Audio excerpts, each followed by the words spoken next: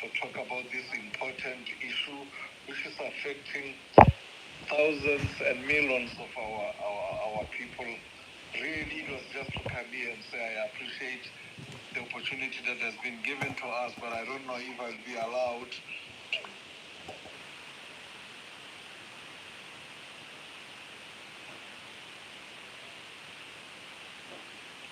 I'm expected. I'm just here now, just to tell you face to face that I'm having a challenge. I'm at the funeral now. But greetings to all of you for Melbourne. That Former Deputy Prime Minister of Lesotho, Honorable Ntate Mothetjwa Metsing, leader of Lesotho Congress for Democracy. We appreciate the time that you took. Actually, I think we will give you the first to go so we can release you, and then we'll take the questions and send them to you. You can maybe just do a WhatsApp. We'll play it here in that day. So at the moment, I think I am happy to see a lot of people joining us. We've just been joined by more people, and some of the panelists. We've just been joined by Professor.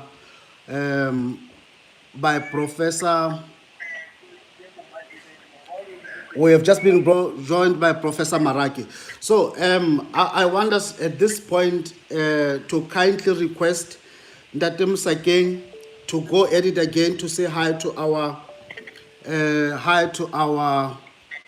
uh, to all our viewers, and I want after that to give Professor Marake an opportunity to say hi to all our guests, as I mean to our viewers as well. After that, immediately, if okay with you, former Deputy Prime Minister Mothetjwa Metsing, that we will give you to go edit first, so we can relieve you to go and do perform the other tasks that you have to.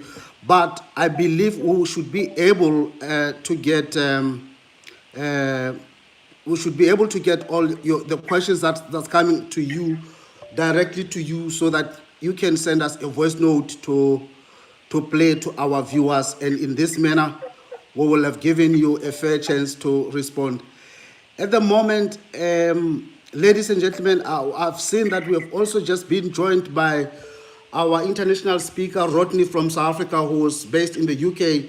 Rodney is a specialist when it comes to issues of scholarships, and this is what we bring to our people in Lesotho and all over the world.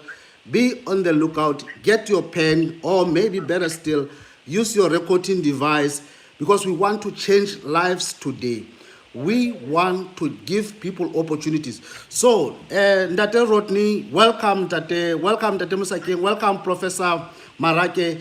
I would like you to introduce yourself shortly, just to say hi to our viewers, and then immediately after this, we'll give the slot to former Deputy Prime Minister, Honorable Mothetjwa Metsing, to go at it, because he has something to attend, and he's actually at the funeral. We truly appreciate. Just to say hi to our viewers. okay, Lade. Ela, Lade Mudego. That. Obedient, Lade. Colleagues, good morning to all of you. I'm greeting you from one of the biggest cities in Lesotho, which is Mantonyane. Woo!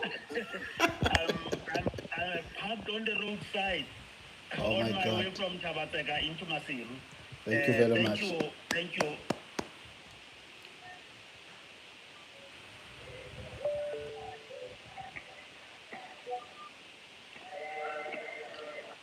Thank you very much, Ndadeli Retha-Billy again, and let me greet all our followers.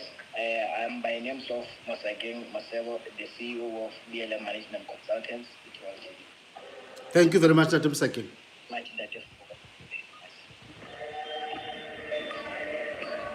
Thank you. Rodney, you can go. Good morning, everybody. everybody. My name is Rodney Ricoto. And then, I'm going to be the speaker of today, talking about international scholarships. So I'm originally from South Africa, but based in the UK, and looking forward to the engagement. Thank you. Thank you very much, Rodney. So, Nadem Tezwa Metsing, former Deputy Prime Minister, say we want to give you this platform now to talk to us about graduate unemployment in Lesotho. And we have a background that we gave you when we were inviting you, that we have researched that 10,500 graduates every year are being produced in Lesotho collectively from all the colleges and universities. And now we have noted that only 2,500 of them are being absorbed into the job market, which is something now that is leaving 8,000 unemployed. And we thought, no, this is something that we need to get the nation talking about. And we would like to give you this opportunity, Ndate, to take your 10 minutes, 50 seconds in symbolism to the 10,500. Ndate Mutezwa will let you just go uninterrupted. Okay, but I'm not sure if I will even take that 10 minutes because they are already calling me. But thank you for the opportunity, Retha-Billy, and I must greet all my colleagues whom I see their faces here, in particular Ndade Rodney, Ndade Msageng, and other friends. But first of all, really let me, from the bottom of my heart, actually congratulate and thank the organizers of this interaction. Ladies and gentlemen, I know that we'll be talking about the unemployment problem in Lesotho, but truly speaking, the unemployment we are facing in Lesotho is faced by many countries all across the globe. And from my experience as a leader, I know that the world has enough food that each and every person can be fed. You know, and we have enough jobs. Though they are in different countries, but we have enough jobs where most of our people all around the world can be employed. But the problem is how we manage the distribution, how we manage, how we slice this cake. Because you will find that if you go to, like where you are in the Retha-Billy in Ireland, you'll find that there are many jobs that can absorb many people from different countries, where the citizens of that country are already employed, but there's still, opportunities that you can find there, not only in Ireland, in Qatar, in many other areas. And we are aware that now around the world, there are many companies like yours who are trying to leverage and use the technology to ensure that we manage this distribution. So I would like to thank you very much for that. But I'm saying, as you were saying, I must talk about the issue of Lesotho. I started by indicating it's not only the problem of Lesotho. You are aware that in many countries, what is happening with many countries, like in America, people are being sent back to their countries. You come here closer to home in South Africa. Many African people are being thrown out of South Africa because they don't have documentation, the relevant documentation. But all around the world, people are in search of jobs. And there are other countries where there are jobs, but now our people have challenges on how we normalize that, we regularize that. So I think with platforms like this, with companies like your company, Goodly Company, that maybe you will be able, you will in a small way or in a big way really, find a way. Thank you very much, Ndate Metsing. I don't know how many more minutes you have for us. What is going on? Am I cut off? What is going on? You are still on, but your camera is off, but your voice is still here, Ndate, so you can continue. Yes, I was saying that with your companies, because now you see people are being removed from different countries because they go there without proper documentation and without any regularization of their trips. They are just taking chances. So I'm saying, for me, we need platforms like this. We need companies, recruiting agencies like yours, which can go a long way really in at least interacting with our people. So our people know that the world now has become a global village, but we need rules, regulation, systems that can help our people. So I strongly believe that this kind of interactions, these platforms, companies like yourselves can go a long way in assisting most of our countries, in particular because today we are talking about Lesotho. In particular, Lesotho, I know there's a lot that we can get from this interaction. And really, we will be, I would have liked to be with you people and maybe listen to some of the experts of what they say. How can we address this? How can we, because we have skills. Our people have skills, as you are saying rightly, that here we are talking about the graduates. They have skills that can work anywhere in the world, but they know how. That is where you are coming in as a recruiting agency that has the know-how. I think that is what our people need.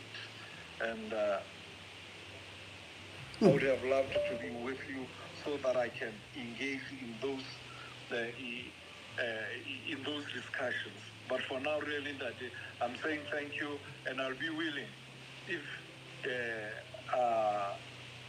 are questions that can be sent to me and I'm asked to respond to them. I'll be willing to do that. But I'm once again, I would like to say the work that you people are doing. Let us have these kinds of interactions. This maybe it is the first. I'm not sure. Yeah, but it is. It is the first of its kind. Let us agree that you will be learning as you are interacting here, and take those lessons and see take forward. How do we sustain these kind of interactions? Because the world, as I'm saying, that you have abundance in other countries, and how we share that with the rest of the world, that is where a challenge is. That is where I'm saying that even the poverty we are having now, we can go a long way in addressing such things in our period, in our time, because technology allows us to do that. This platform will be allowing us to do that. So I think what is more important is to communicate and see how we utilize these platforms like this technology to ensure that we make a change in the lives of our people. Honorable former DPM Motejwa Metsing, that the leader of Lesotho Congress for Democracy, which is represented in the current 11th Parliament, we would like to know, is there a way from this dialogue that some of you who are even in the Parliament can take notes from this dialogue and try to see how to influence? You talked about policies as the way we can use systems, regulations, technology, and of course learning from these platforms. My question would be to you, is there a way you can take these outcomes to Parliament? No, in order everybody, our people are in dire need of employment. And if there's something that we can do to assist, I think I'm more than willing to do that. If that will mean that we take some of the discussions here or the questions to Parliament, I'm more than willing to do that.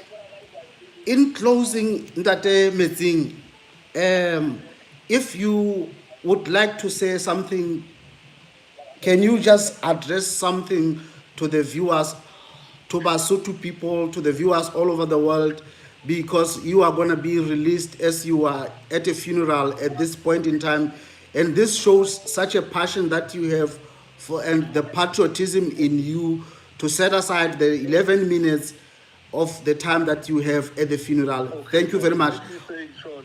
Yes. Let me say in short to the viewers, we are aware that it is becoming possible nowadays to find employment in different countries. But what is important is that our people should not just leave their countries to other countries, because that becomes a risk. They run a risk of being arrested, run a risk of being criminalized. I know that in Lesotho, the Minister of Labour, together with the Minister of Foreign Affairs, they have started negotiations with the different countries around the world to sign those recruitment or the exporting expertise to different countries by way of addressing the issues of unemployment. Government is already working on that, but government cannot do that alone. It will also do it with recruiting agencies like the one represented by Yunda Retha-Billy, Goodly Company. So I would say to them, they should listen to what you are saying.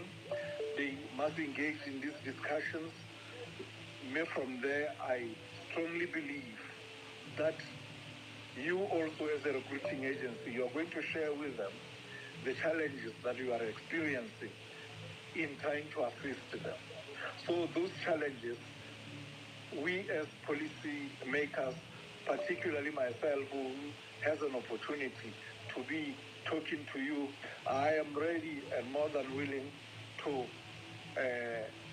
work with you to address those challenges that you are experiencing in trying to help us. I will be there to facilitate wherever possible. Thank you very much. Thank you very much, Ndati. Thank you very much, Honorable former Deputy Prime Minister and leader of Lesotho Congress for Democracy LCD, for the time you spent with us and for these valuable discussions Allow that me to you. go ahead, I'm needed. Thank you very much, Nati. It Thank was you. nice Bye talking bye. to you, gentlemen. Thank you very much. Bye bye, Nati. Bye bye. Bye I bye. hope we are going to have a successful interaction. Thank you very much, Nati. And le gona ga tshepa go tla se le tla sebetsa hantle mo mosebetsing o le leng ona le ha ile o mahlonoko Ntate ga leboa. A leboha. So, thank you very much, you, our valued viewers from all over the world. And remember that you can get access of these discussions, this dialogue, through our live coverage using the following handle that I will share with you: at Retha-Billy Ledisa 4664. It's happening live on YouTube through our podcast talk show called Truth and Nothing But the Truth. I've noted that a lot of people came in late, and we are sorry we couldn't take you while the speakers were on the podium. So we'll take a few minutes now to take you in. And I don't know now, I won't be able to see new I won't be able now to see new people joining in. Therefore, I will only be allowed to call on stage the speakers that I have seen coming earlier, because I know they have joined But as for the others, immediately after that, we will be listening to our speakers without me picking them. When one finishes, the next will go, because we'll take questions only at the end, ladies and gentlemen, and we will give everybody now a chance to participate. We didn't even get to tell you how this is going to work, because Honorable former Deputy Prime Minister Motelo Metsing was attending something else.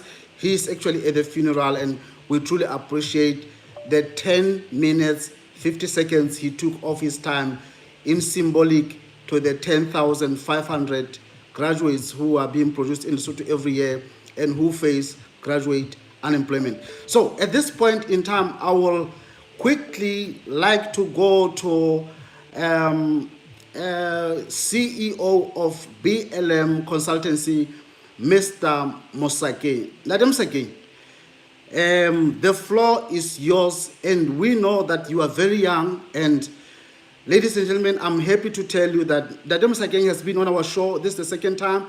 He is only 24 years of age, and that's why we thought it's very relevant for us to bring him on so he can address us. Nadam Sake, can you please talk to our viewers and give us your thoughts about um, Lesotho's graduate unemployment and what can be done to solve it? Ndate, the floor is yours. Good morning, Retha-Billy. Good morning. Let me greet all our viewers and followers wherever you are. Like the day you have explained, I'm Mr. Mosake from BLM Management Consultants. I'm a managing director for the company. And I'm really happy to be invited to this dialogue. We are going to share our insiders towards tackling the current issue we are having in our country. So let me start with I think we have a crisis which is not only for Lesotho but worldwide. Whereby we have the high unemployment rate, but relating to the youths that we are having, and like I said, we have more colleagues each and every year. However, at the end, we have a problem with the employment issues. And I think one thing we need to do is we need to conduct our assessment market, the labor market assessment. And maybe that will be a first step whereby we say, do we have colleagues that match the labor demands? And it means now if we have 10,000 colleagues, are they relevant to what the labor demands need? I think that's the road we have to undertake. Then besides that, I think we need to, then after labor assessment, we need to match that the outcome that we got against the what the tertiary is delivering to our colleagues. Because I think the most of problem arise there, whereby our whatever we have studied doesn't actually with the labor demands, specifically in Lesotho. Because I know whatever we are studying and wherever we are studying, it has demand, but the problem would be, do we have demand in Lesotho for that specific curriculum? Then that's where the problem lies. Because you see, when we go outside the country, maybe you go to South Africa, and you find the laws in South Africa is when they assess skills care, they see if the South Africa is prioritized, the South African is prioritized, then they will consider the foreigners after. So it means now we need to correlate with the agencies and wherever they are and the embassies to see if the distribution of what we have as a skill we distribute in a correct way, maybe to other countries. Because like Natem Taylor said, I will just pick up his lines, whereby he was saying the distribution is the problem, because we can have the good skills, but then we distribute those skills in a correct way. Because now if I leave Lesotho and then go to Ireland, for an example, then did I enter into Ireland through proper channels, maybe having full documentation? And if not, it means it will be challenging for me to get employment there because my documents are not complete. Then that's where the other problem arise. Then but let me just touch very fast for how the government can intervene in this manner. In that area, I will share with you something that is really interesting in our country. And we have the tax laws. Let me go to that side first. You know, that's the fruit of my expertise. Yeah, yeah. Yeah. we have tax laws. We have tax laws whereby it says the staff training and you allow 150% of expenditure relating to staff training. I was thinking that maybe in the government, even the wages and salaries relating to the youth, they can be given that incentive, a tax waiver, to say maybe each private sector or each company can give out a list of youth they have employed, and then give that certain company 150% of their expense they incur relating to that youth. It means now we are not saying government should maybe establish 15 floor vacancies, maybe we can say, but we are saying how can the government intervene in the current issue without having to maybe release the vacancies? But we are saying maybe we can come to a tax element. Say taxmen allow 150% of expense relating to the use that we have. Maybe their wages and salaries allow it to get 150%, but only related the use. So we can have that one as well. I know that don't tell you whoever is who listen to this, but that's what I was thinking about. It can help as well. I know that each and every youth, we can't be the entrepreneurs, all of us. But I know there are some which are given the skills to be entrepreneurs, and I can say to be entrepreneur, it goes with both educational and personal skill as well. Hence, we have the interpersonal skill. Not everyone can be maybe can be an entrepreneur. I can't expect that they tell you to be entrepreneur if I'm entrepreneur, because our interpersonal skills are different. Therefore, if we have maybe 10,000 graduates, then let's see how can we encourage the private sector maybe to employ those graduates as well. The other thing which I was thinking about was having the low interest on loans for the private sectors. Maybe we can introduce that one as well. It can be the mechanism. Because if you can make assessment, you'll find that in Lesotho specifically, there can be a good business, but the issue is the capital. How do those businesses get financed? Then, if we say let's introduce a lowest rate on loans, so that if we say the company is given a loan at the lowest rate, it means we are increasing the capacity of that company. So now we need to help one another, and let's encourage private sector as far as we are fighting to establish more vacancies or more employment. So the Retha-Billy, I think, as I have shared with our viewers where I am now, and then I'll be guided by the questions that they can arise, and so that I can give our other presenters the platform to share their side view. So I think if our followers are still listening well, I have shared both how private and public sector can intervene or can collaborate in order to tackle the issue that we are having at the moment. Lelisa-AKA, thank you for your presentation. We will take the questions at the end so that we can give our invited guests an opportunity if they were going to be held up somewhere like Ndate Metzing has already indicated. We will take questions and send them to them. If you have something in closing, please say it so that they will note questions and ask you after all our invited guests have presented. Okay, now, Dr. Let me just close by saying the issue of high unemployment we are facing at the moment, it can be tackled by us, it can be tackled by established entities, being the private sector, it can be tackled by the government. But the main point is our parliament, is it listening to our dialogue, maybe to take the notes or to take whatever they can take to a parliament to discuss about. And probably I can say that even our government needs to collaborate with you, there's the agencies wherever you are, maybe to say how can we work with goodly in order to establish maybe how we can distribute our skills to the worldwide. And then we have embassies in all, I think, in multiple countries. And how can we collaborate with agencies and those embassies in order to distribute these skills? And the other thing that I think that MTV is listening, that one of tax, I know that tax laws are regulated by the parliament, and that one I'm imposing it directly to the parliament to look at how can we tackle that without us having to maybe establish multiple vacancies, but rather to look at the laws that are governing the private sectors. And I was very happy in that area to say for a licensing section, the government just met us halfway to say let's easier how we are getting licensed. But only I think they only allowed it for non-hazardous businesses.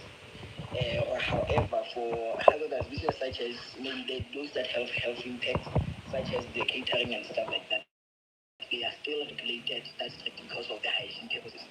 But however, on other licenses, we are being given, I think it's a little bit of platform, whereby we are not required the lease or some lease and so on and so forth. Because you find most of us the very time like I started my consulting, so you will find that the consulting business doesn't necessarily need office. So it was giving me a problem when they say, give us a commercial lease, sublease, that means it can force me to go and rent maybe a property somewhere else. However, let me give the flowers where they need to be given, where our government intervene and say, let's cut those subleases and leases and stuff like that, so that you get your business registration maybe in an easier way. So, let me close by saying, our government, our private sectors, and us wherever we are, let's wake up and see how we tackle this. Because if we can keep on trying and without taking the action, that means there's nothing that will be established. We will keep on having the high unemployment rate, and we keep on trying each and every year. But it is a high time to take an action. Thank you, Dr. Thank you very much, Ndate Mosakeng. And ladies and gentlemen, those of us who have been trying to join, we can join in between the speakers. Unfortunately, when you didn't join in time, we will not be able to distract the ongoing presentation. Right now, I'm able to take you in. Sorry for us not being able to do this at the time when our speakers are still on the stage. So, because I want Rodney to come after Professor, I don't know who else we have among the invited list. I don't know who else we have, and I would like to say after Rodney, because these are the only guest speakers that I saw joining. So what I will do is that I will give Professor Marake to a go, and then after that we will have then have Rodney coming after him, and immediately after that, Rodney, after you are done, then please, our other guests that joined us after we had already started, I'm not aware who's in, so please just take the floor or raise a hand so that we can see you are here. But you don't even need to raise a hand. You are a panelist. Just take the floor after Ronnie has finished. So, Professor Marake, can you please, Prof, take the floor?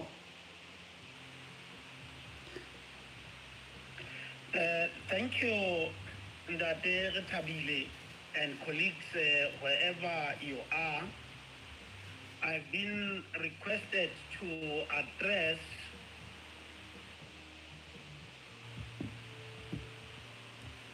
Yeah, we're still here with you, Prof. Yes, I'm here. Am I able to share? You want to share your screen? Yes, Prof, you can.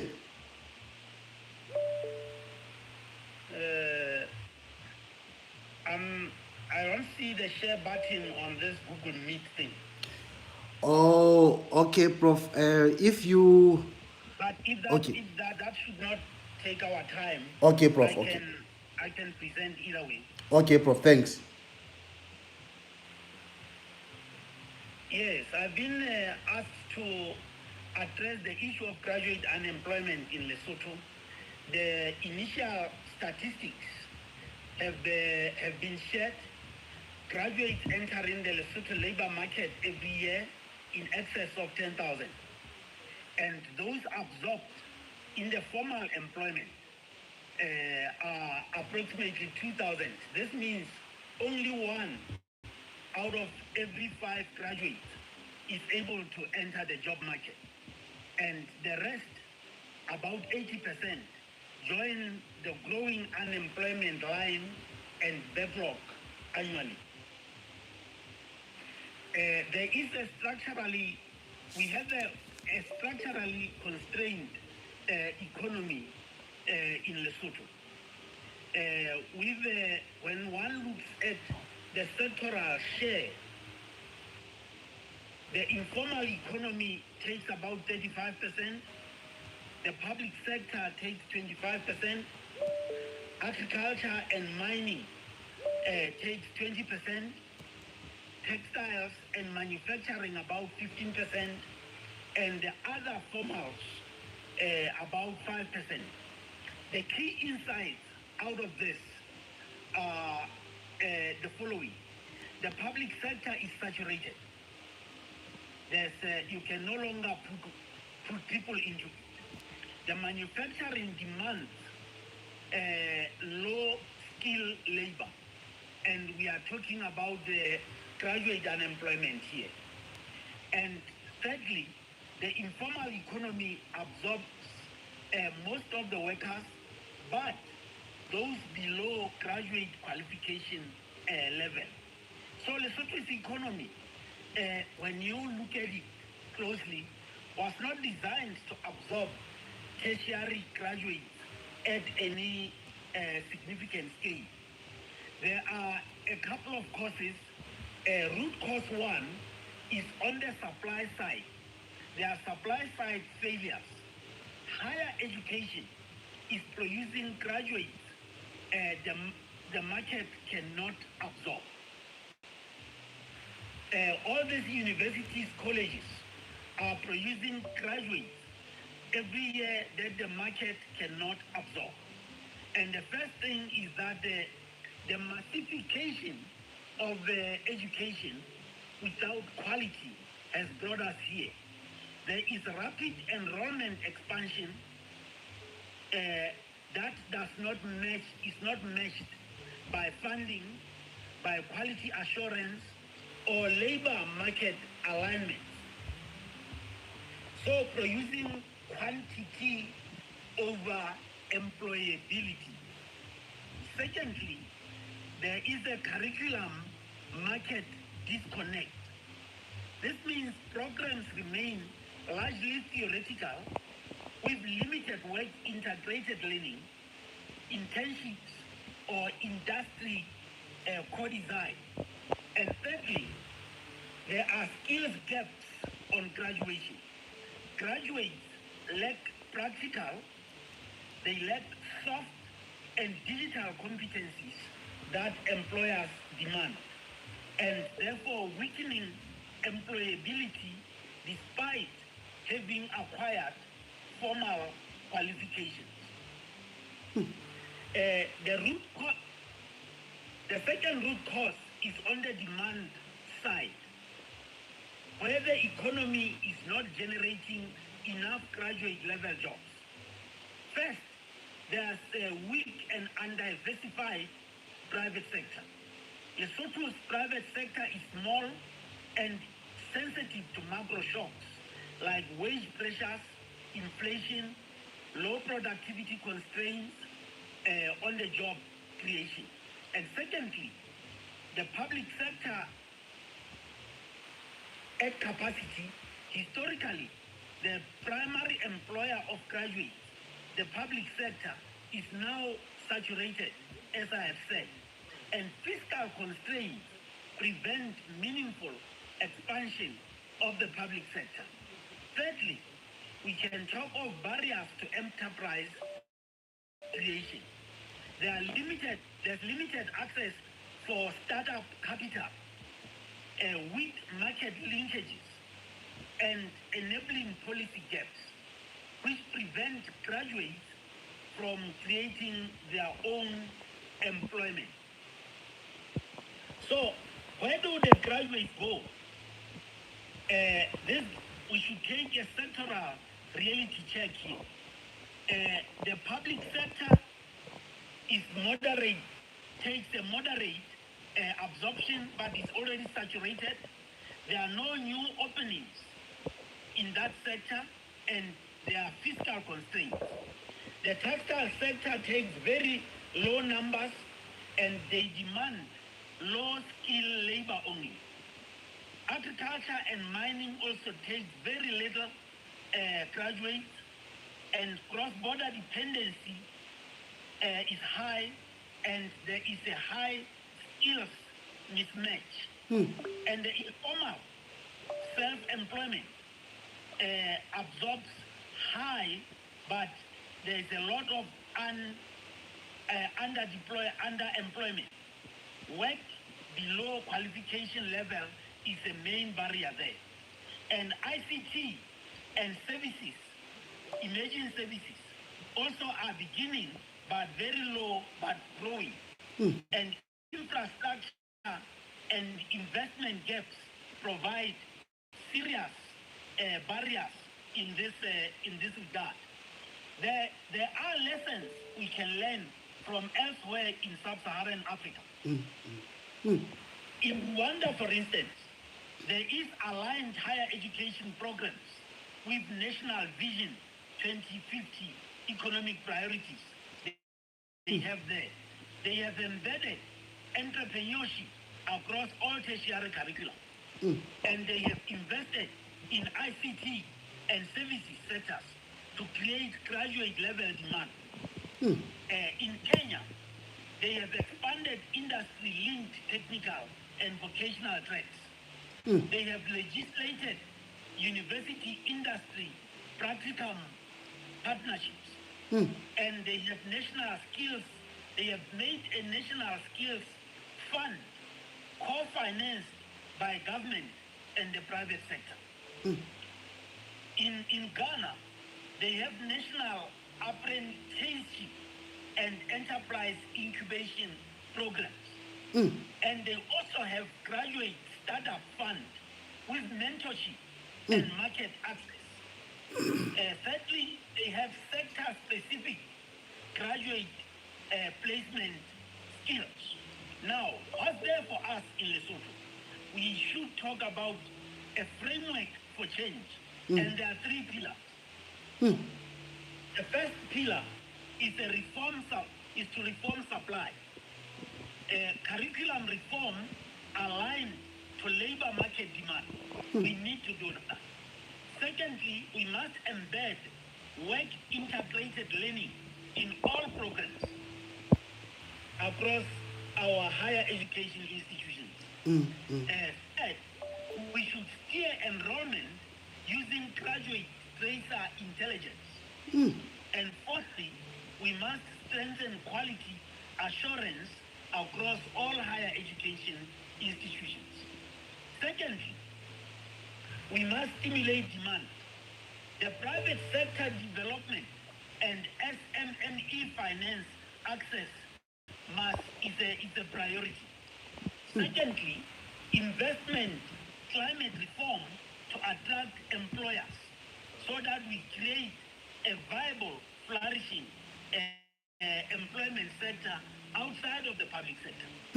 Thirdly, diversity export sectors to create graduate level jobs. And finally, incentivize firms to hire and train new graduates.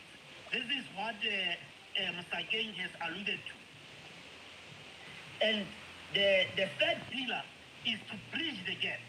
Entrepreneurship education with practical incubation. Secondly, legislate higher education industry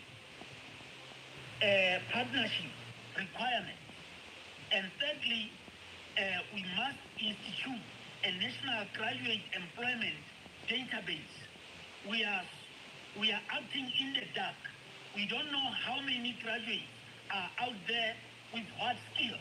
And finally, we need an informal economy to strengthen an informal economy and self-employment support.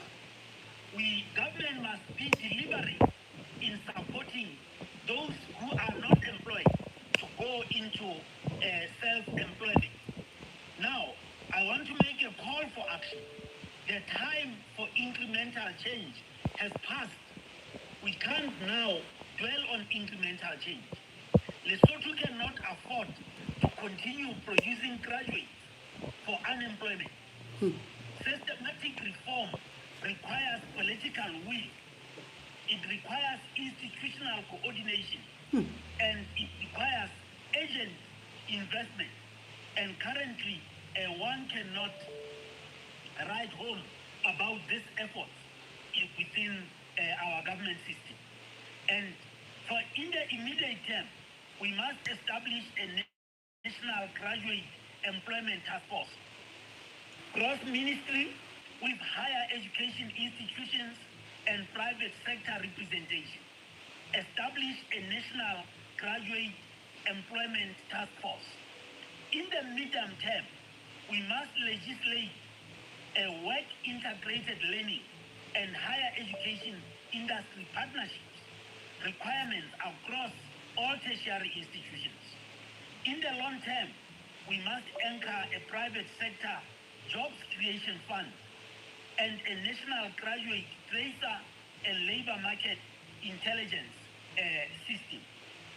This, colleagues, if we can invest into some of these ideas, then we are going to make a dent and avoid. This week, a supermarket in Maseru was looking for 2 jobs, 2 positions, and over 400 people, I'm told, applied to that. Oh my God, I saw that. Back, the military was looking for 500 people, and over 10,000 people turned up. And the nation was nearly taken aback by surprise. That must stop. Thank you, Dr. Thank you very much, Professor Marake, for a very clear, well-presented piece.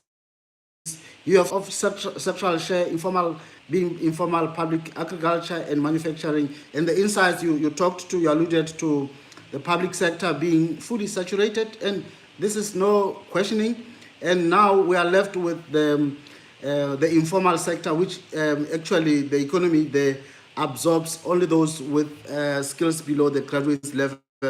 And now it explains why you have answered this question, why we have this high level of graduate unemployment. So thank you very much for your time, and the questions will come in the end, that as we are aware that you are traveling, just like the Honorable former Deputy Prime Minister who took his time off the funeral, also took your time to park aside to talk to us at Mansonyana. We truly appreciate that. The questions that will come to you, we will capture them, send them to you, and then you can answer through a voice note, WhatsApp, and then we'll play it here for everybody to hear. Thank you for your time and safe travels. Thank you, Daddy. Thank you.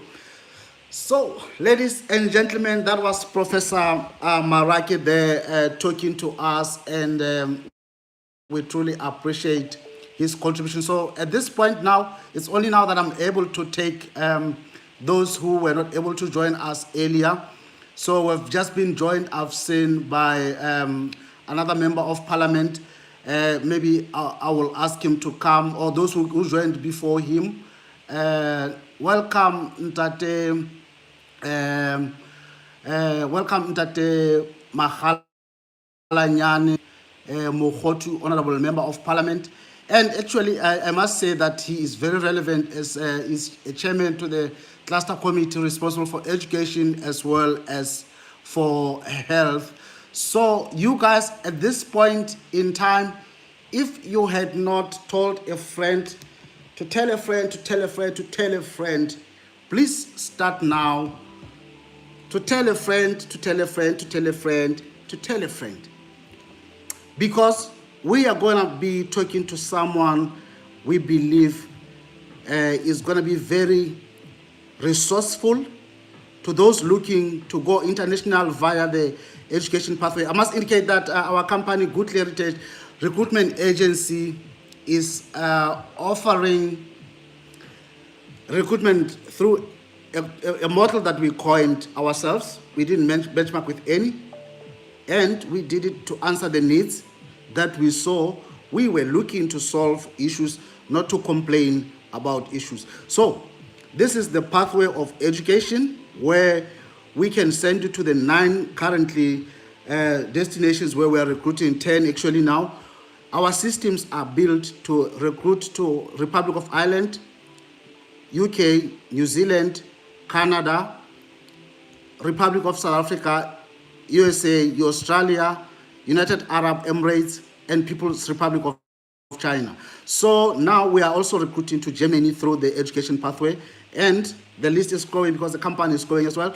Now you guys, you will realize how relevant some of the speakers here would have been. And thank you to all our speakers who have already spoken now, shared their thoughts with us. And at this point, I will introduce to you a good friend of mine, Rodney Rikhotso, who is from South Africa, and we were studying together at the University of Galway together with him, and we graduated together, and we have a beautiful graduation picture together. And Rikhotso, I don't know if you have some, man, you must share. I have a beautiful one with you during that day on the 29th of November 2022 when we were graduating.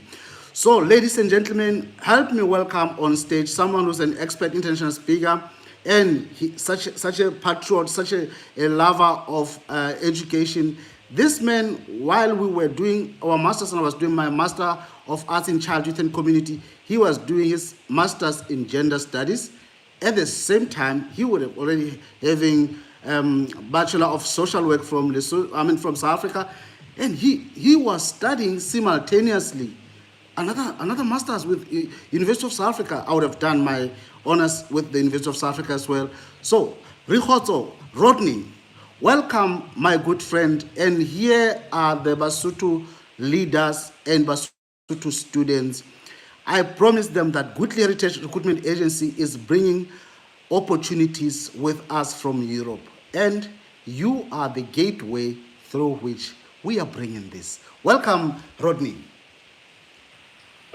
Thank you, Retha-Billy. I appreciate that, and thank you everybody for the welcome and good morning. So my presentation will not be long. I usually prefer engagement more than just presentation. Okay, if you want me to engage with you, Rodney, I can. No, that's okay. That's Okay, all right. So like as introduced, I'm Rodney Rikhotso. I'm born and bred in Limpopo, South Africa. So I left South Africa around 2021 when I was awarded the Kada Asmal Fellowship Program Scholarship to pursue a master's degree in Ireland, which was in gender, globalization, and rights. As Retha-Billy alluded there, that we met in Ireland. Because of our studies. And I also wanted to highlight that, after professors have spoken, you just think like, you just take our bags, take our things and just leave. It's all done now. I really appreciate Prof. Morake for that presentation.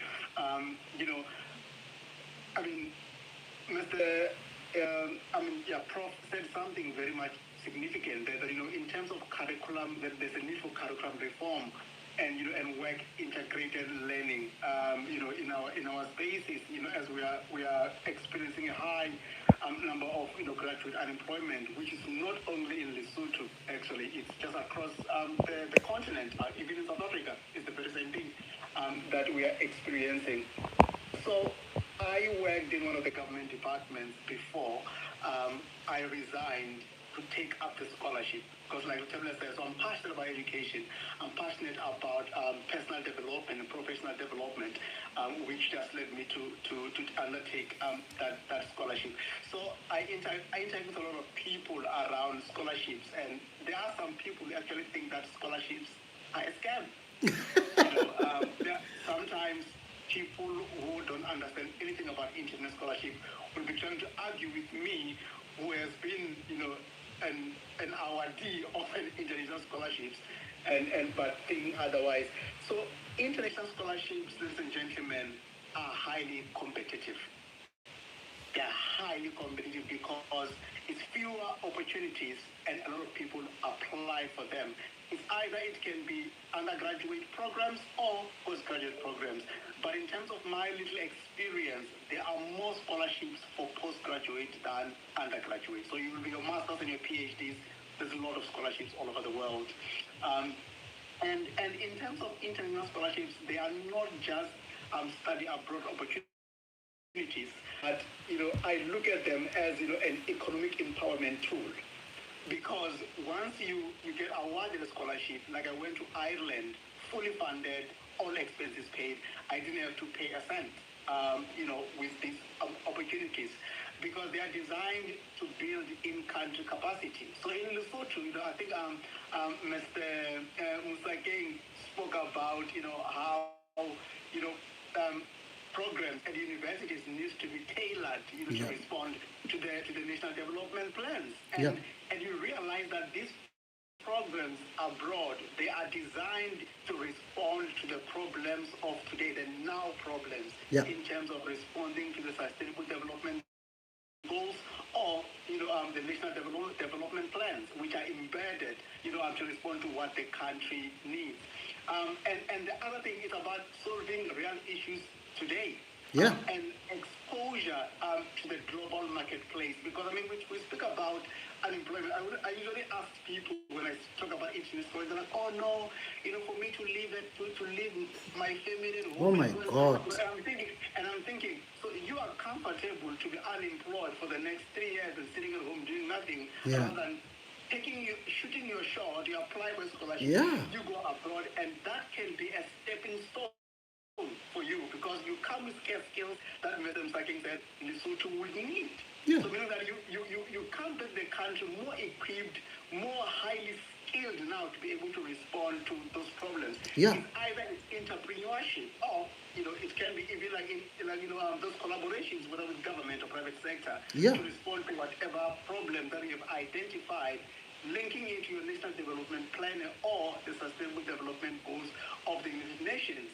So some of you, if you don't know the SDGs, if you can just Google SDG, the 17 SDGs in total, which is Vision 2030 to respond. They relate to whatever problems that we are dealing with in the African continent.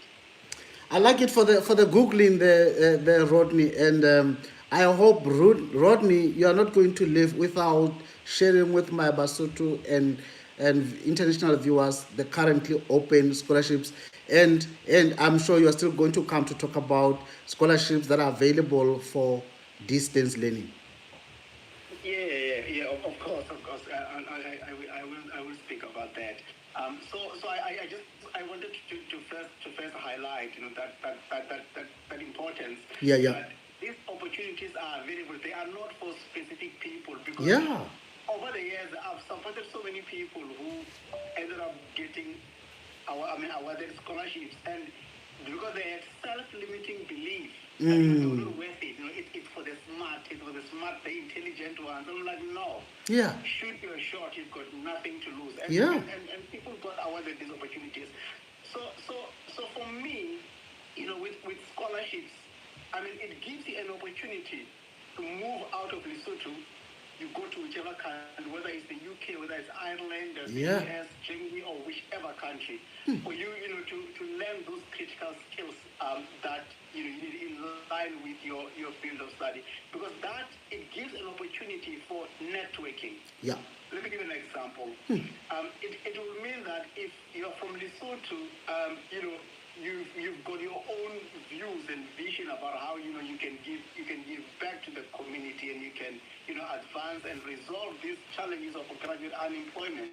So it will mean that when you go to these countries, you're meeting people from different walks of life, people from different countries. Yeah. So that's how you build that professional network. Yeah. So meaning that just imagine it this way: if you go to let's just say you go to the UK, Yeah. and then you are in that class, you are the only person from Lesotho, and Oh my God. the other 14 people are from across the globe. You build networks with those people. Yeah. So you can imagine the impact. It means that if it has to do with resources, with starting projects, Yeah. already you've got a network of people from all over the world, Yeah. which can be able to help you, advance whatever plan that you have in responding now, whether it's the issue of unemployment, whether it's poverty or whatever, Lesotho is dealing with.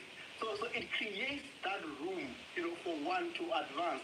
The other thing, for you to go abroad can also be a stepping stone for you to get opportunities and work abroad. Yeah. The family is there now, I'm somewhere else, pursuing things.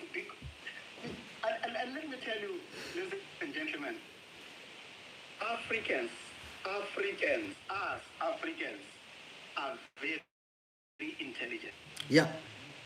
We are very smart. We are the best of the best. I We know are- what I'm talking about. We are the I bestest. went to study in Ireland.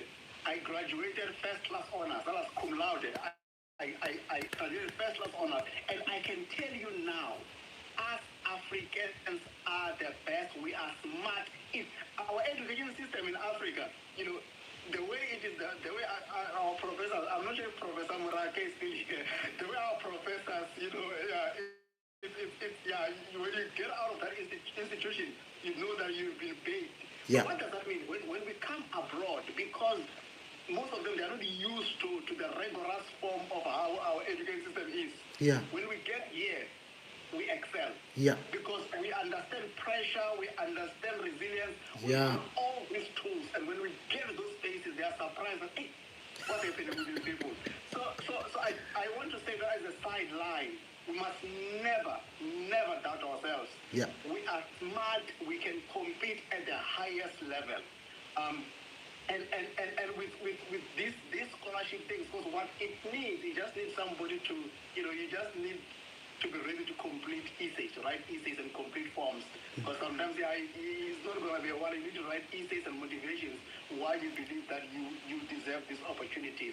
And it's not possible. I've done it. I know a lot of people who have done it. This week I've been talking to others who have been invited to interviews for scholarships. So these things are possible, and they can be a good stepping stone. If you are unemployed or unemployed, it's something you can use as a ladder, to build your skills, and also maximize it. Whether you're gonna end up in China or end up wherever in your field, and at the end of the day, going back to your country to make those difference. So before I close, and also talk about the scholarships that are open, the main goal for me, for example, the main goal is to gather as much skills I can and knowledge, which I'm currently accumulating now, so that I can go back home in South Africa, in my village in Limpopo, and then use those skills to further advance my country. And then in terms of the opportunities that are open, so as I said, scholarships, I will share some links here as other people are presenting. That currently there are scholarships in Thailand, whether for those who want to study medicine, is there. There are scholarships, the China ones.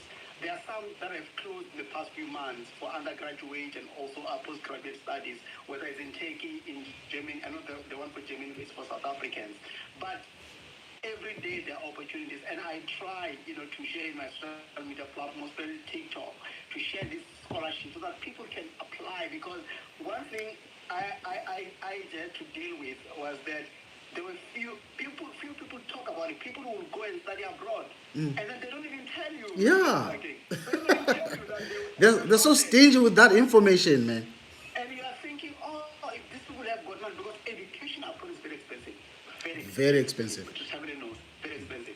So you need a scholarship at least to take off that burden from you. So some people will not say that I studied abroad, that's why I've got this PhD, I've got this master. Sometimes even at universities, lecturers don't even say, they don't even tell us that, I studied where because of a scholarship. They don't even say it. But so I took it upon myself. After I wanted a scholarship and said, from 2021, I said, from this day, I'm going to share every opportunity to Thank you, every Rodney. African child. Thank so you, they Rodney. know that these opportunities exist, and then we cannot keep it. So as I've said, so there are a few scholarships that are open now. There's the Schwarzman scholarship for masters. There's also the Thailand scholarship for undergraduate and postgraduate studies. And then there's also the Mo Ibrahim Foundation scholarship. So there's a lot of scholarships. So while others are presenting, I will just be sharing the links on the comment. If there's a comment, I'm not sure if there's a comment section here on Google Meet, but I will share this so that you go and explore and shoot your shot. Yeah. So without talking too much, that's the gist of it. Scholarships are there, and they are waiting for you to apply. You can go and study anywhere in the world. I understand now there are global challenges, whatever is happening now with immigrations and whatnot, but that should not deter you to apply for these opportunities and maximize your potential, and most importantly, help solve the problems that Lesotho is facing. Yeah, Rodney. I want to give you, I'm tempted to give you extra 5 minutes, my friend. Not because you are a good friend of mine, but I want you to address the Shivning scholarship and no, that scholarship. The other interview you said to me, there is for distance learning. People don't understand that concept. If you can just go through that and wrap up. I think they are free to come through you, also through me. I'll be able to forward anything that has to be directed to you. If you are not able to share the links, the Google Meet can be challenging, but I think for our setup, our setting where we come from, where resources are not there, these things of teams, you need an organization. So I think this is the easiest for me. I prefer it. So Rodney, if you can talk about the scholarships for distance learning for people who say, I don't want to leave my family, blah blah. Okay, yeah. So the other main purpose of international scholarships is it's cultural integration, right? That's why they would expect you to move from Lesotho, go to Ireland, go to the UK, go to France, and study there full time and integrate and it's also the important factor of integrating culture, so that the French people or the British people can understand you as a Mosotho, can understand your culture and understand everything about you, because when you go in there, you become the expert from Lesotho. Yeah. And if you're in a class, there's no one from Africa. In that class, you become the expert For Africa. from Africa, the expert from Lesotho. So that's the other part. So they will usually want full-time you to travel. However, there are distance learning scholarships that they offer, but usually this one will be at a master's level for distance learning, wherein you can remain in Lesotho and studying online your program. But they I think also the what's that scholarship? I can't think of it now. But there's two that I know who do distance learning, but the majority of scholarship is in person. They will expect you to travel in person. And I know that sometimes we've got this question about I've got a family, I have to leave my family because the scholarship will cover the cost to you and not your family members. So there are people who might have good financial muscles who can receive a scholarship and take their family with because they've got financial resources to sustain even family members. But usually for masters, they would not want people to come from it, but PhD, they will do that. So they are there, but it's very, very few.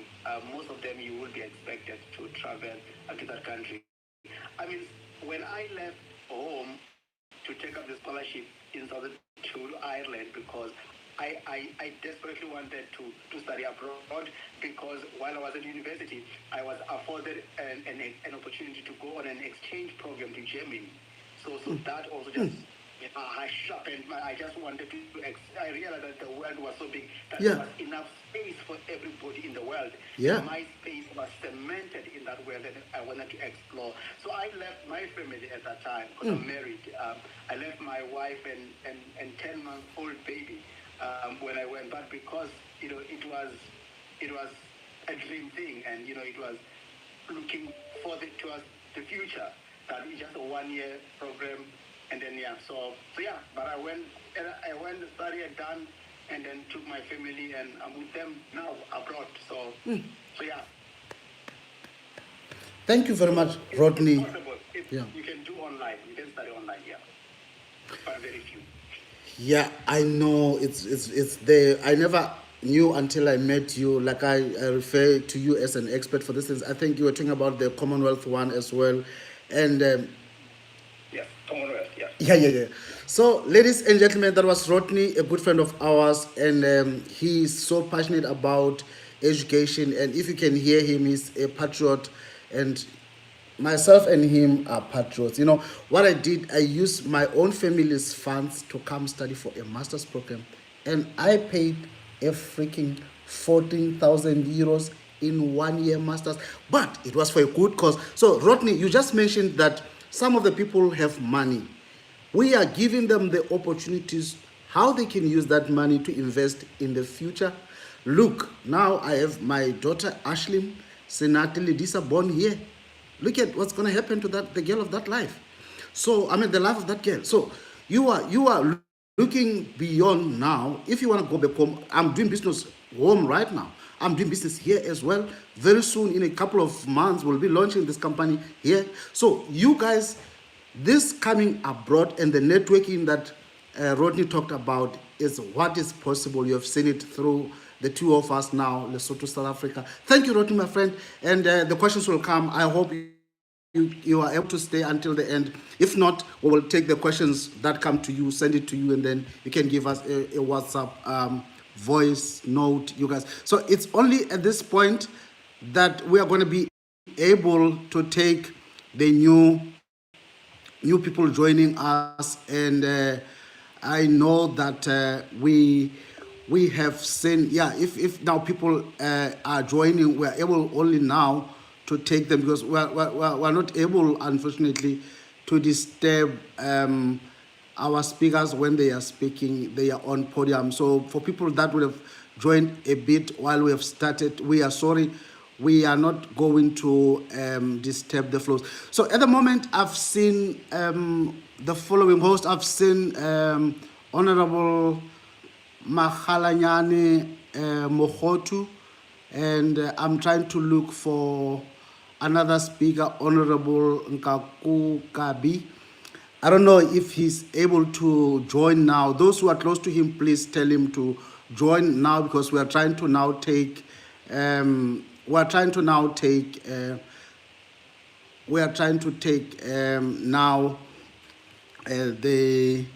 the other speaker there. So I've seen a hand from whose hand is that? You can just unmute yourself and go ahead instead.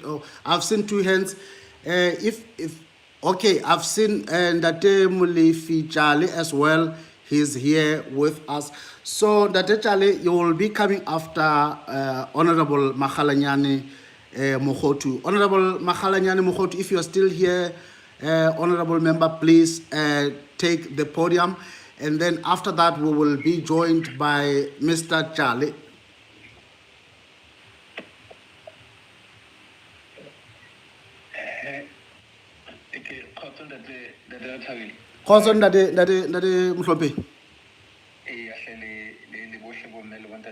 On the platform. Can I continue with my presentation? Yes, you are welcome. And ladies and gentlemen, help me welcome Honorable Makhalanyane Mogotu. And I just want to let you know that when I first met him, it was in 2007. That's when I met him, and he would have been working at Global Fund. And that time, I had never seen someone so effective. That time, back then, how many years ago it is?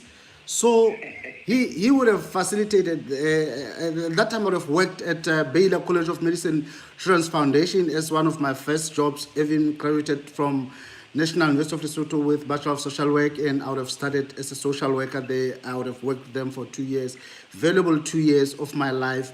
But then I thought, okay, I don't have no public service experience. Can I not change and see? I've always been in the private sector. So I met Honorable Makhalanyane. He tailored a training module for the professional counselors, as we called them. And so this is how now we are meeting. Now he's a member of parliament, and that means the very same effectiveness he would have displayed. He now has the chance to be at the higher uh, position to execute. So, Dade Makhalanyane, you can go ahead, honorable member. Thank you so much, Retha-Billy. Let me just say, as I'm also the chair of chairs in the Parliament of Lesotho, so, and I'm also a new General Secretary for the Southern Africa Parliamentary Network Against Corruption. So when I speak, I will also be enhancing those issues. I'm just saying so that you are aware, maybe where do I come from when I speak, why I will be speaking about corruption and then all those part of the things, plus this. Thank you so much, Retha-Billy. Yeah, it has been a long journey on this, and I wish this platform could continue that we share the experiences, we can encourage people. We had a beautiful meeting yesterday with the health professionals with you, which was quite encouraging and giving a lot of hope for Basotho. And we are talking about more than 400 of Basotho nurses who are not working at the moment, but they are qualified, and some are just washing the vehicles, they are selling in the streets, they are doing different things. We are talking about the social workers. We have since finished at the University of Lesotho for some time. They are in the shops selling and then all that. So what you have just said with the road, and unfortunately I don't know what happened. I couldn't join. It kept on saying that I should wait for somebody to let me in. I couldn't come in, but I was ready by 12, by 11. Yeah, I'm sorry because now our presenters were on, so we're not able to take any new people joining. So we'll have to wait for until they finish. I'm sorry for that. I'm sorry about that. So I didn't hear what I saw that Prof. Maraga is there. I think he has already spoken, so I missed that, but it's fine. So I just want to come in here. I'll also give you some statistics in terms of education in Lesotho. I have for the latest. I have a privilege of those statistics because I'm a chairperson of the committee that looks after the education in the country.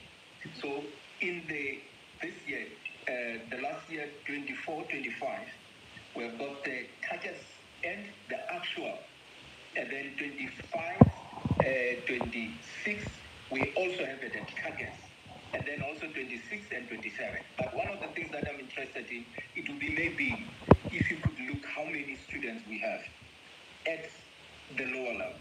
We've got 117,408. Those are the number of students that we have had in 24-25. Among those students, when we go further to see how many are really succeeding over a period of time, the assessment that has been done indicates that normally about 61% do pass.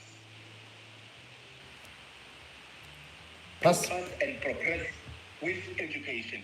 But now, let me just concentrate on TVET and higher education institutions. Yeah, that. In 2024-2025, higher education institutions produced 5,095 students. TVET produced 782 students. So the Minister of Education, in terms of the report that they submitted to us, they also have those targets for the following year. We already have what the target is for 2025, 2026, 2026, 2027. We already have those targets that they have already set. So I just wanted to put that platform there. Yeah, that. Yes, I don't know what the Prof issue in terms of the curriculum. But because the curriculum, the Retha-Billy and all the participants on this platform, all the honorable participants on this platform, Lesotho is a very serious challenge. Other countries that we have seen, like Vietnam, those countries in 1987, which were very much struggling, which were nowhere, but they have come to the higher level. One of the things that they prioritized was education, and what type of education. And I was also reading a document on that issue of education. One of the things that I read is how much they took education to be a priority because it was going to determine the development of that country. And I want to stand on this platform now. I've worked with the government for 13 years before I became a member of parliament. And I can tell you, we have supported programs like the Global Fund that you're mentioning. We were supporting education in a big way. We were supporting the curriculum. We supported the sponsorship of the students. But I can tell you, up to now, education for the leaders of this country refuses to indicate that it's really a priority. Can we talk about, but in terms of now actual building, the actual that it's a priority that will bring about the developments in the country, that part is missing. Having said that, I've said the curriculum, we are aware that we have had the students who are in grade 11, and we have been talking much about the grade 11 students have written. But when you look at the curriculum, you don't see that. There's nothing like grade 11. It was an aborted program. There's nothing like that. The program that we have, it has got grade 12. It has got grade 12. So the issues of the politics of Lesotho that has been very unstable or making unstable are the ones which are causing some of the things even to appear as if they are programs or policies, because that's where they were left by the previous government. When they leave it there, the others who are coming in, because of the way we are doing in the political leadership, the way we hate each other, we can't even make a handover. We can't even be feeling that, please. The other leader was telling me that when I left the position, I had done all the handover notes. Oh my and then God. I wanted to hand it over to the other person, and I had a key. She said, go away, I'll buy my key, my new key and my new lock, and I'll make my new files. Oh my So you God. can't run the government like that. Oh my So God. the government, normally, when we make a budget this year, we are making the budget for 3 years.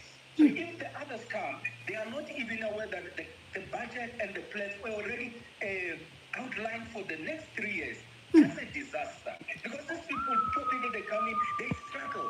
And we keep on saying that, no, when you come into the government, you're a minister, you struggle for 1 year, the second year, it's not supposed to be like that. The plans are there, the technocrats are there, the policies are there. You're not going to do new policies unless you're actually making a government upside down. The issues of the manifesto from the political parties, normally they don't see much of the day of light into the system. Because remember, when you do the plans of the country, you are working with the UN agencies and then all that. Eventually you are agreeing on NSDP2 extended. When you have that, it takes years. So the issue that you come and implement all your manifesto is not true. Because even your manifesto must get its power from the plans, national plans, to show that you are aware of what has been happening in the country. So I think sometimes I get irritated by that because it is taken, the government does not belong to the minister or to the MP. The government is a system. So if you kill the civil service system, and you reduce it to a person who can be reshuffled tomorrow, you are messing up the country. The system must be consistent.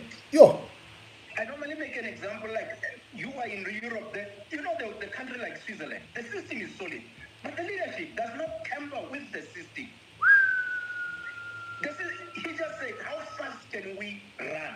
So I think our country has not been destroyed by lack of money, lack of leadership, but I think leadership in the politics has been the huge problem. So Ndate Makhalanyane, I have asked Professor Mahau one time he was on our show. I asked him, why is it that for us social workers we have to qualify and have a degree for social work, For nurses, the same way. But for you politicians,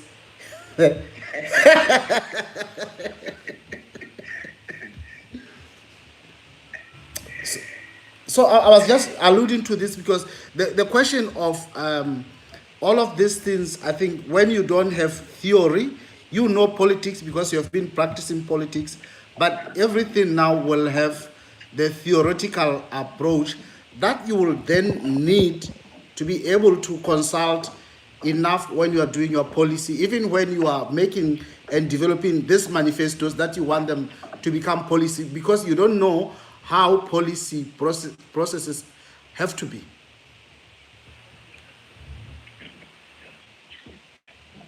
Well, yes, you have seen when you look at the NRA, and then you look at the report, the plenary report too, Basotho had indicated that they wanted the MPs to come into parliament, but have a minimum requirement, like Exactly. any other places. But unfortunately, that was thrown out by the members of parliament themselves, but also I think even the other people already were very negative about that. Yeah. Oh my God. Because So that did not see the day of light in terms of the qualification or the requirement for a person to be an MP. So I think that's the problem. But I just wanted to move forward to say the issue of unemployment in Lesotho. If we look at a country like Germany, it hires 11% of the employees with them, but the private sector, civil society, NGOs, they hire at least 89% of the people.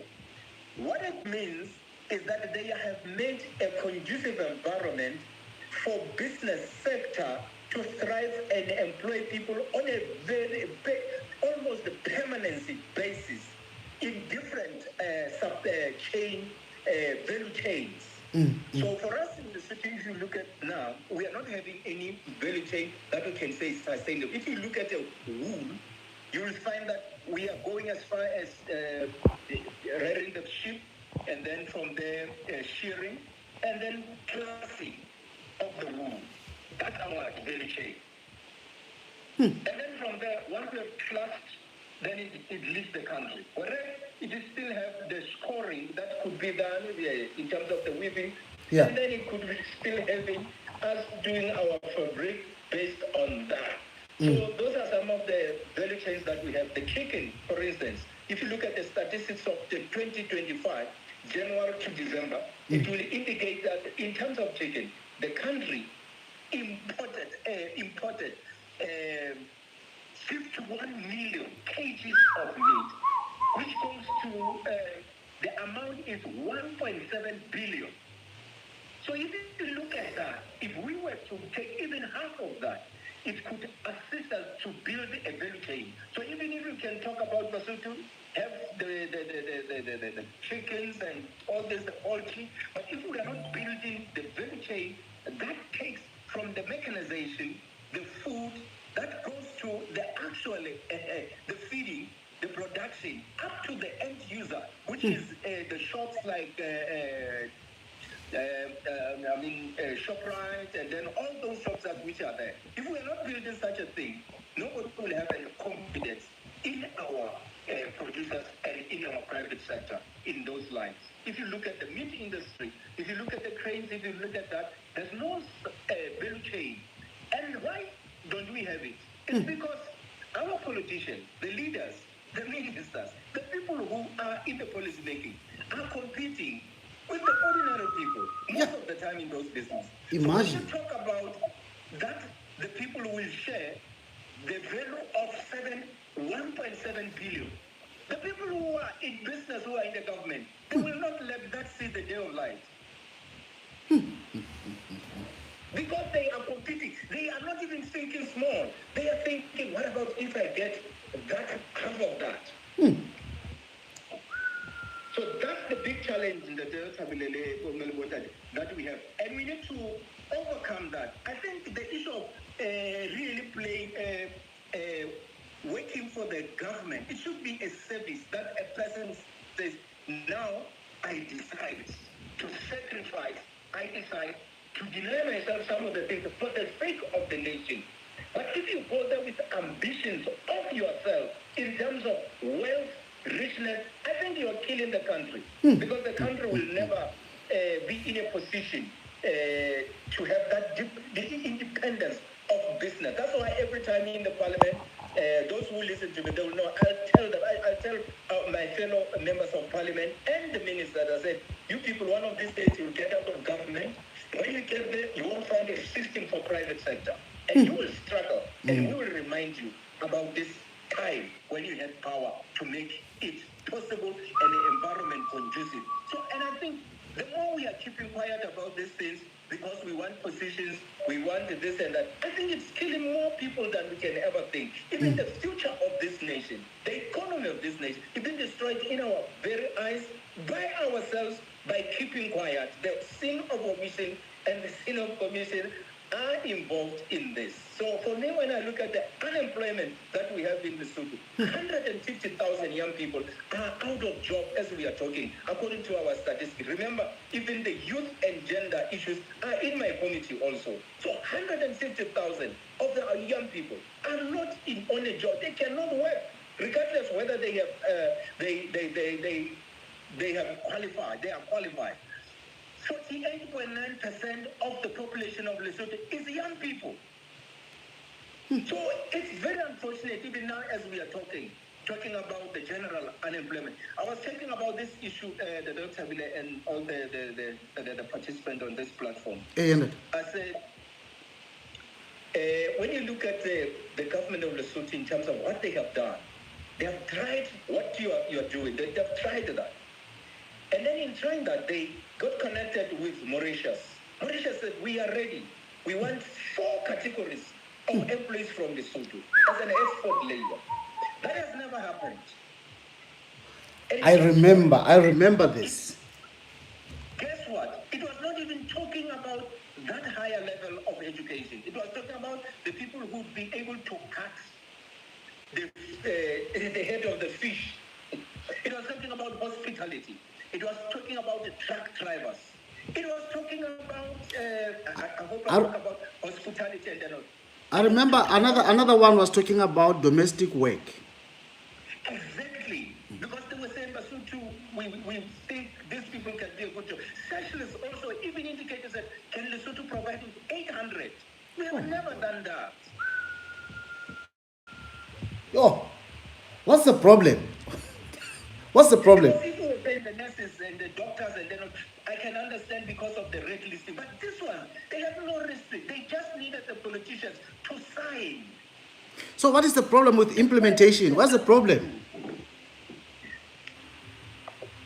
The problem is that the politics of Lesotho have been reduced to what do I benefit? If I give this jobs, do I get the votes out of that? The politics of Lesotho have been reduced to the benefit. Oh my God. That means we have now our electoral has been reduced to 36%. What does that mean? It means the 36 people who are in politics who are actually electing are the ones who are going to benefit, while the 64% will never see any opportunities in the government. Go and look at the recruitment, go and look in the tendering.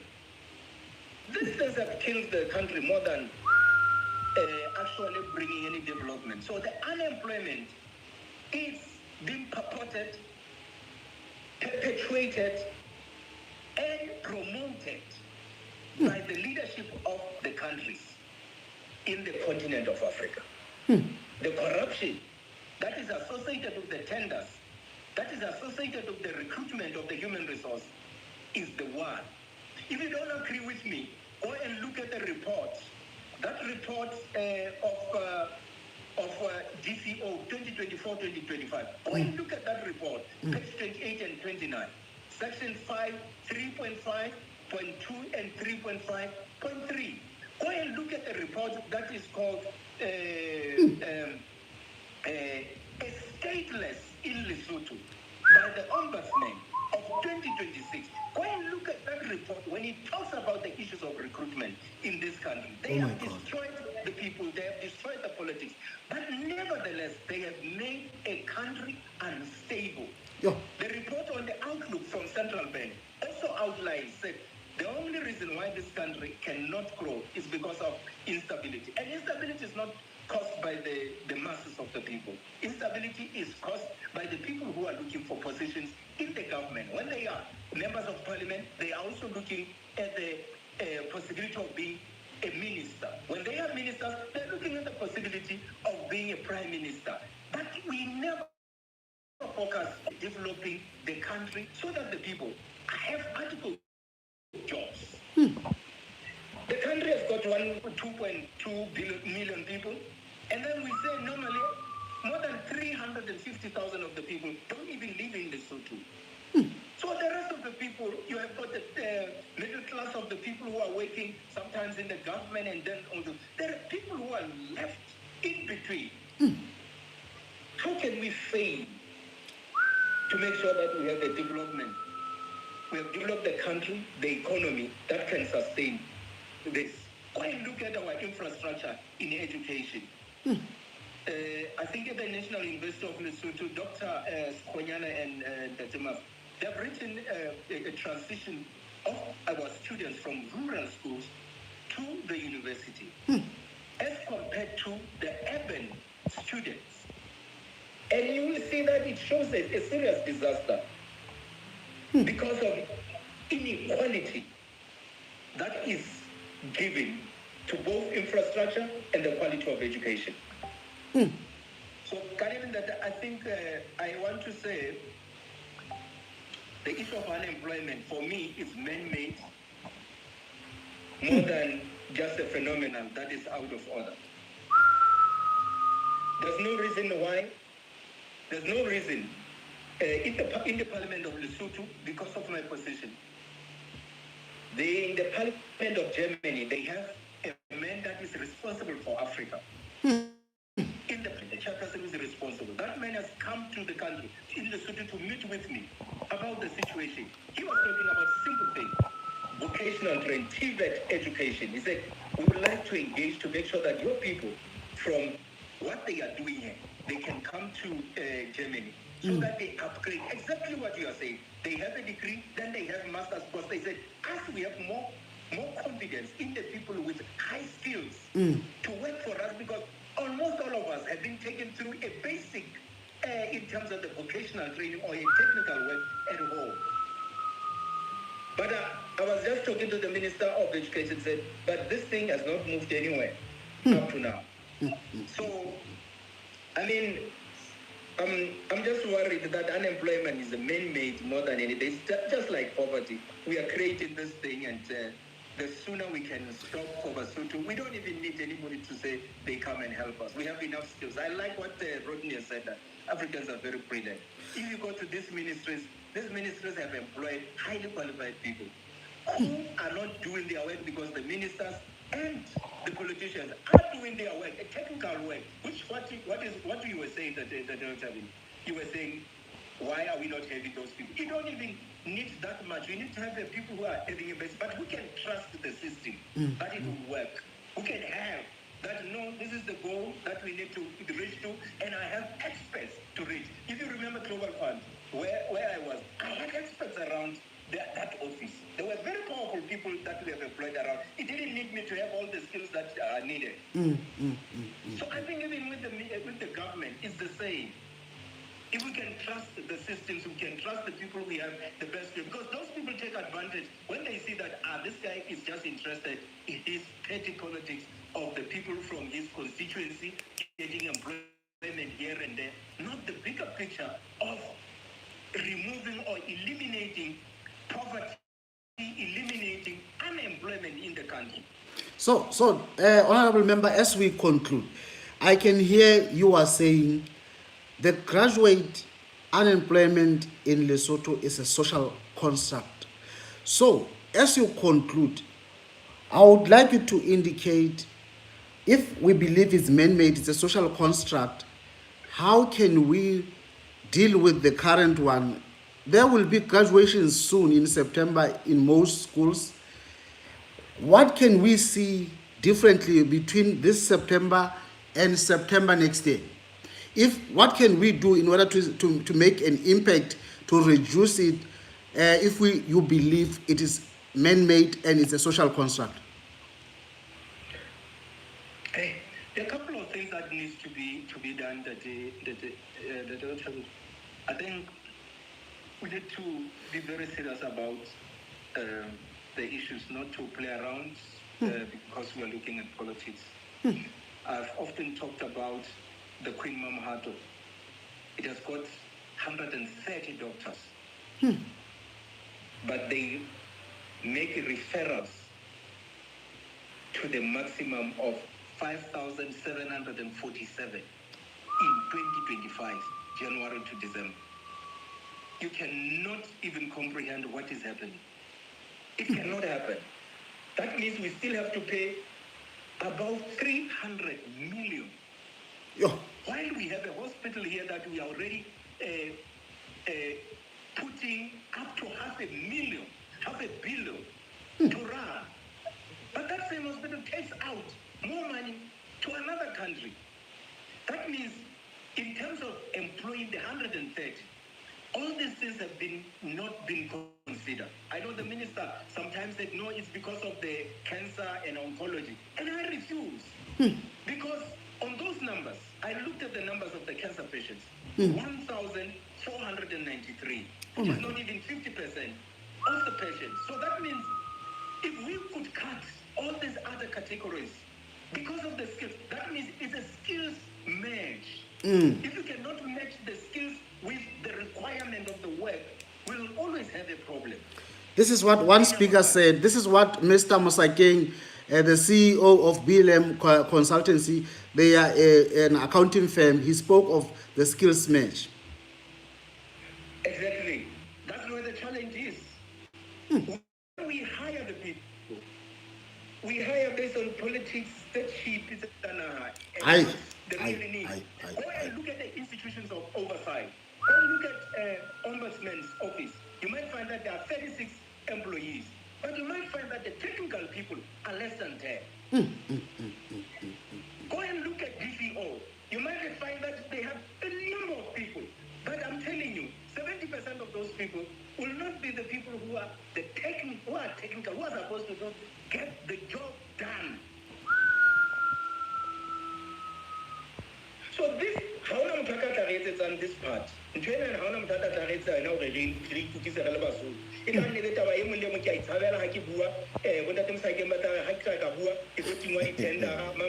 this thing is a vicious circle that will go on and on until we can say, let it stop here for the sake of our country. So thank you very much for your contribution, Ndate. We would like you to make your closing remarks, and then if you want to be able to stay with us long until everybody is presented. I don't know who else is here. To you, our invited guests, please, after this, we're going to have Mr. Charlie, who's going to have an approach that is going to look at it from the way he sees it. And he is a graduate, he's a young person as well. I'm very happy. Mr. Mosakeng, for your information, Honorable Member, Honorable Mkhoti is only 24 years, and Mr. Chale is also one of the young ones. And I am excited. I was intentional about inviting them to this because we are talking about graduates, and we want graduates to see other graduates engaging in business. Just in close, think that this issue of really targeted way or focused way of our development in the country is a serious issue.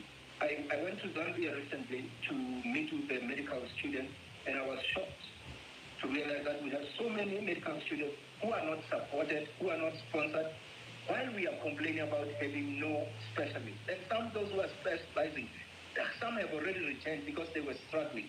So you can imagine, I'm just saying that what we are funding, what we are saying, what we are prioritizing are not measured. So we need a support of the technocrats around us, even as we speak in the parliament. We need some researchers that help us to say, okay, before you can make this budget, here is a finding that indicates in health sector where we are supposed to focus. in the other economy where we are supposed. I think their contribution, I just want to leave those words, their contribution is very important. This week we had one presentation from one young doctor. Oh my God. Showing us that you guys, you're funding, but you're not Lovely. focusing on things that will reduce the cost later on. Thank you so much, Director. Let me not take much time of other people so that we are able to discuss and talk. Thank you so much. I appreciate the chance to make my contribution on this discussion and platform. Thank you. Thank you very much, Ndate, for your beautifully presented piece. And ladies and gentlemen, that was Honorable Mahalanyani Mohotu, as indicated earlier. And among the things that he spoke about, he has touched on a lot of issues about 65% of the students passing, about the TVET. He's also spoken to curriculum and prioritizing education, and he mentioned the likes of a country called Vietnam, where they took themselves out of poverty through education. You remember President Nelson Mandela. So some of the people who are not able to join, can you join while we are transitioning to the next speaker at the moment? So please join us while we are transitioning to the next speaker. If you were trying to join, if you know someone, Honorable Nkaku Kabi was trying to join, please join now so we cannot miss what you had for us. He's one of the panelists, and unfortunately, we wouldn't be able to add them while another speaker is on. So, ladies and gentlemen, help me now welcome Ndate Mulifi Jali, and he is one of the young brilliant minds. Is dealing with mental health issues, and he is very smart. I think he passed very well at the National University of Lesotho. Ndate Chale, welcome, sir, and please take the podium, Ndate. Thank you so much that you have welcomed me, and greetings to my fellow presenters and the viewers at large. As you have just said, Retha-Billy, I am Mulifi Jale. I'm the counselor by profession. I am also the chief executive officer of the grassroots consultancy entitled Mindbridge Mental and Behavioral Health. And as you said again, I graduated from the National University of Lesotho in the year 2025 in September on the 22nd, holding degree in spiritual care and counseling as of now. So I just got frustrated when Daduma Khalayari just put on record some of the critical things that I normally come across or I have just seen or encountered as, after graduation, which actually frustrates a number of people, particularly the graduates. As part of such people, I also feel frustrated because of the critical world that we are living into, particularly the country of the Lesotho. Yeah. So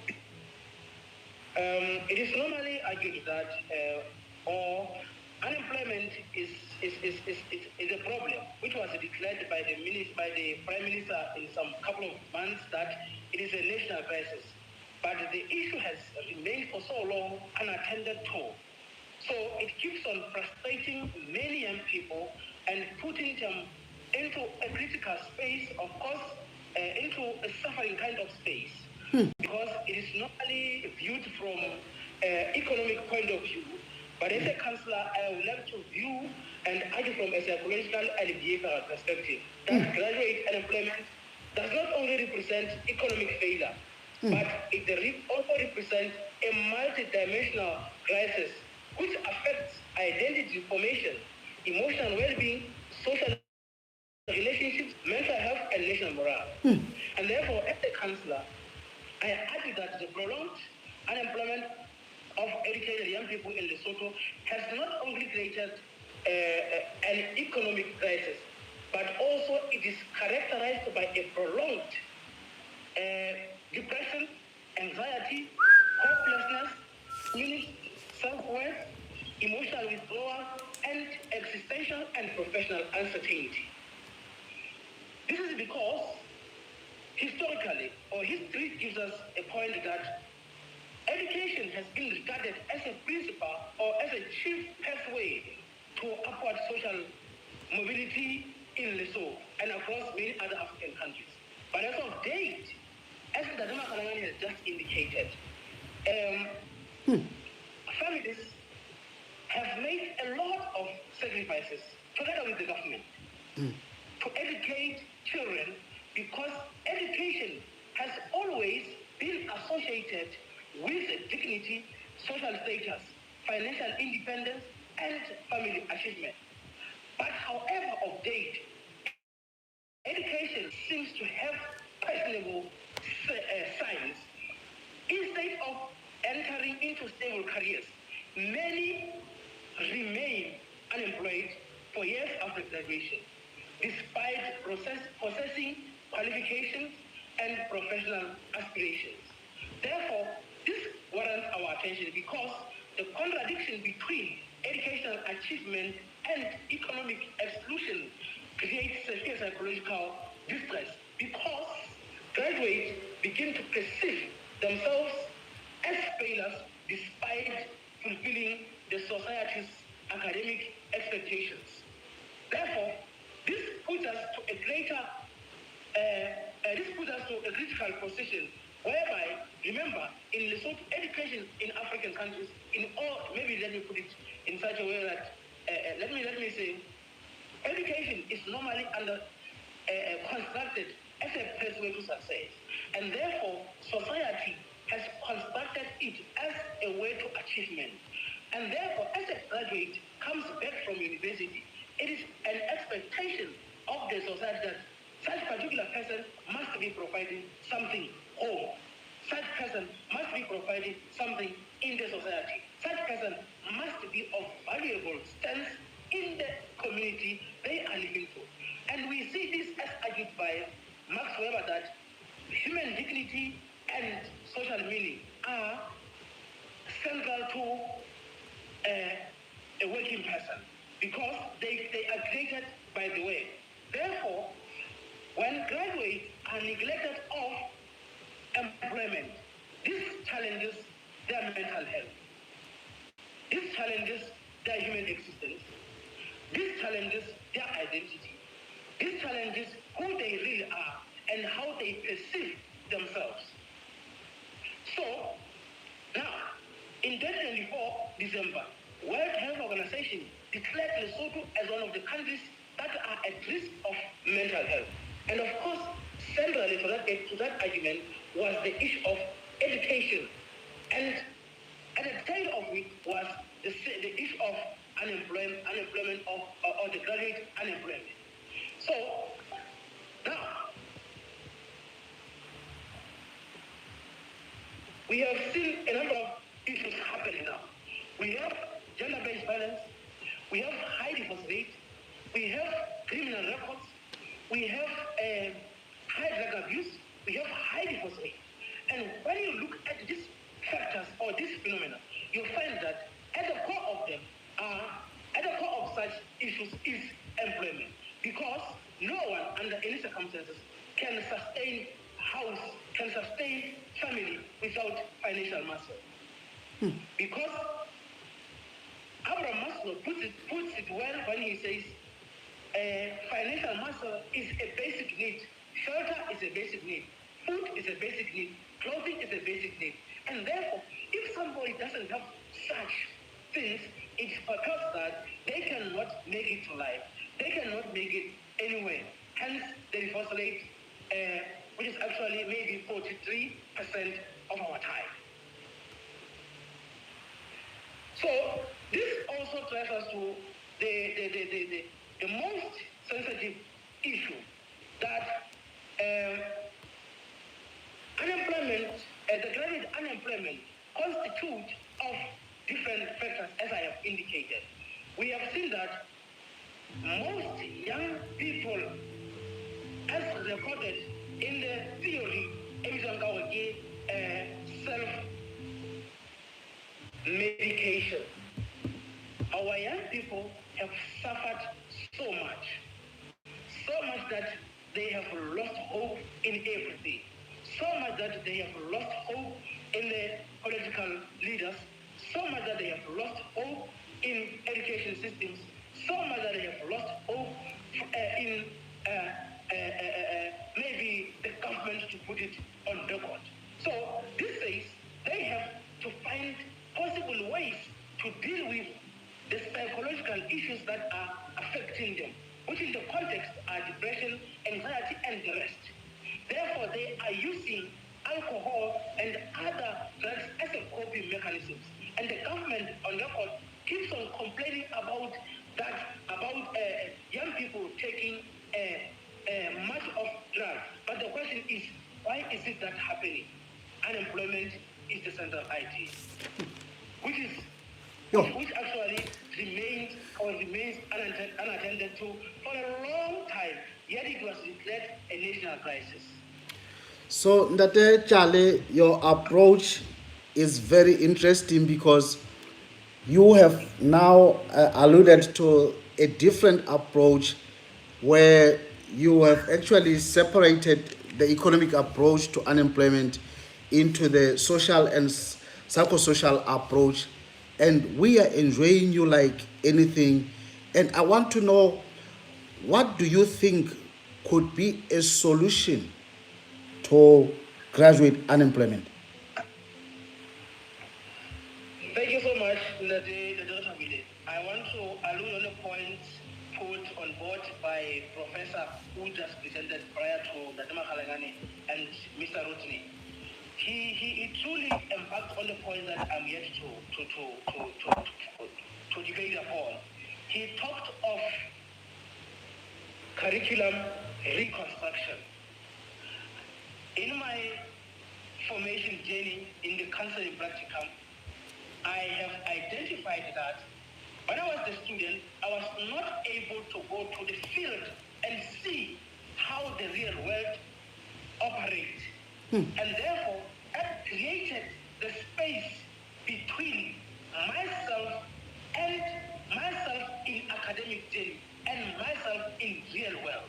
Hence, when I come into the real world, there comes a big confusion because the theoretical frameworks, the field that I have instilled into my mind, does not match with the real world. And therefore, as he talked of the intentions, as he talked about practicals, he indeed meant it.